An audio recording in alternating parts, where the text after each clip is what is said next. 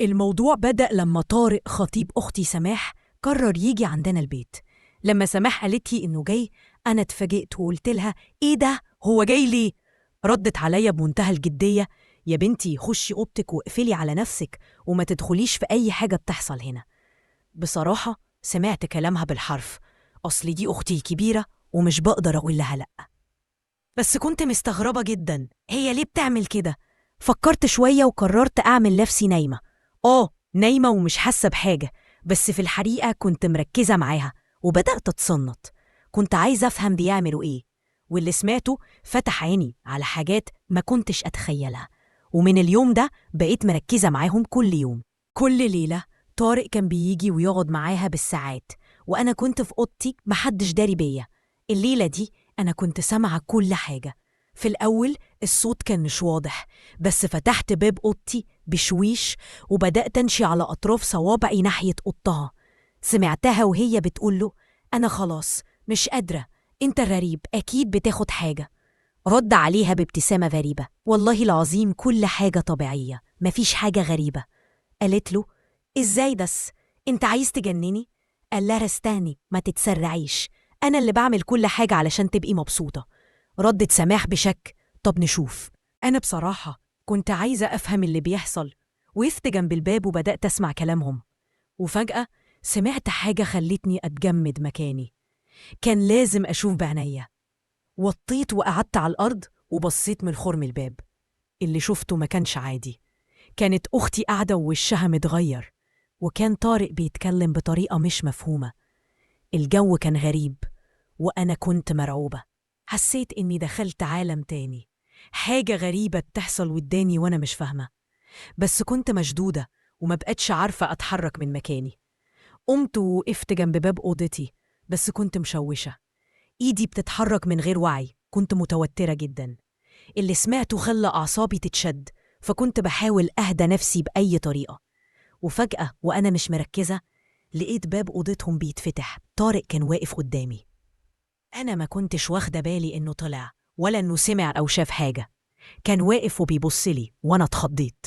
قلت له: يا خبر، أنت واقف هنا من إمتى؟ قال لي: مالك اتخضيتي ليه؟ قلت له: مفيش، ما أنت بس أنت من إمتى واقف؟ قال لي: من شوية، من ساعة ما كملتش الجملة وهو قال لي: ما تكمليش ليه؟ هو أنتي مش كنتي فعلا واقفة؟ اتلخبطت في الكلام، مش عارفة أقول إيه. بس الصدمة الأكبر إن سماح خرجت من أوضتها وسألتني: إيه ده؟ أنتي واقفة هنا بتعملي إيه؟ رد عليها طارق بسرعة: سيبيها يا سماح، أختك عرفت كل حاجة. قالت لي: أنتي كنتي بتتصنطي؟ مش قلتلك اقفلي على نفسك؟ أنا ما قدرتش أرد، كنت متلخبطة. بس اللي حصل بعدها غير كل حاجة.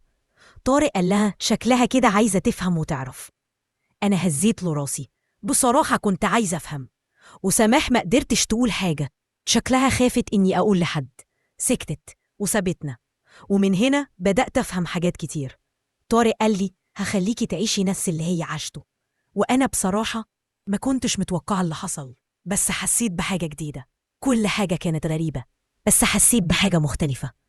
وحياتي من بعدها اتغيرت. من ساعتها بقى دايما في مشاكل بين طارق وسماح. بقى يتخانقوا على حاجات ملهاش معنى، وكل شوية يقول لها: أختك عديتك. وابتدى يكلمني أنا في التليفون ويسأل عني، وهي بطل يجيلها ولا حتى يكلمها. بقت تتخانق معايا كأني أنا السبب، بس أنا ما كنتش بتدخل في حاجة. الموضوع كله جه من غير ما أقصد، بس حسيت بحاجة عمري ما حسيتها. إحساس جديد، إحساس إني مهمة ومسموعة. بس المشكلة إني اتعلقت بيه وبقيت مش قادرة أبعد. ولو اتأخر كنت بتصل بيه وأقول له: لا ما تتأخرش، تعالى ليا. وكان بيجي وما بيتأخرش أبدا. كان بيحقق لي كل حاجة بطلبها حتى لو بسيطة. بس دلوقتي المشكلة إني بقيت متلخبطة. أختي بقت بتعمل معايا مشاكل كتير، وأنا نفسي مش عارفة أتصرف. أنا مش مبسوطة زي الأول، وبقيت بغير عليه، مش قادرة أتقبل إنه يكون ليها. علشان كده جيت حكيت لكم كل اللي حصل. قولولي أعمل إيه؟ اتصرف إزاي؟ أنا مستنية كل تعليقاتكم وهقراها كلها بعناية.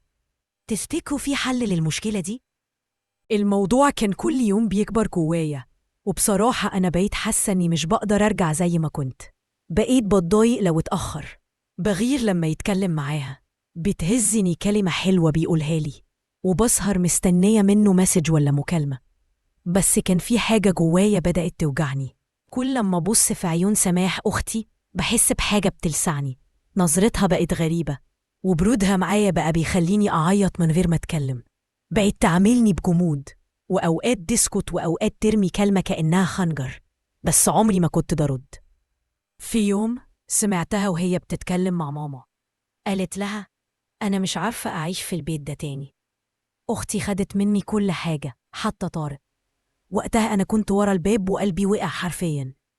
ما كنتش فاكرة إنها حاسة بكل ده، أنا اللي كنت فاكراها مش دارية. طلعت شايفة وساكتة، بس التعبان مش بينطق. من اليوم ده وأنا ما بنامش، بقيت كل ليلة أقعد لوحدي وأفكر: هو أنا غلطت؟ ولا دي كانت حاجة خارجة عن إرادتي؟ هو أنا سرقت حد؟ ولا حد قرب لي في لحظة ضعف وأنا صدقت إنه بيحبني؟ وفي مرة كلمني طارق وقال لي: أنا قررت أسيب سماح، مش ليا فيها. أنا حاسس إني لقيت نفسي معاكي.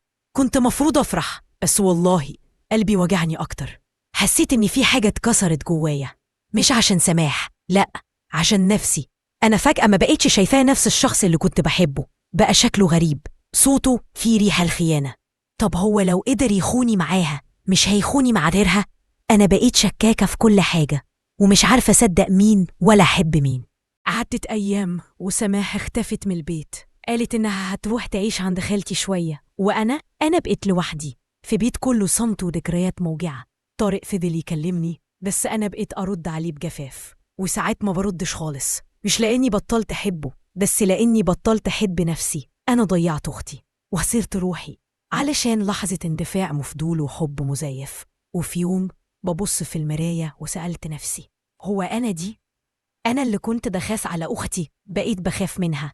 بقيت بخاف من اليوم اللي هتبصلي فيه وتقولي أنا كرهتك. بس الحقيقة أنا اللي كرهت نفسي، كرهت إني معرفتش أقول لأ، كرهت إني اخترت قلب ضعيف بدل عقل صاحي. من يومها قررت أبعد، بطلت أرد عليه، غيرت رقمي وكتبت جواب طويل لأختي.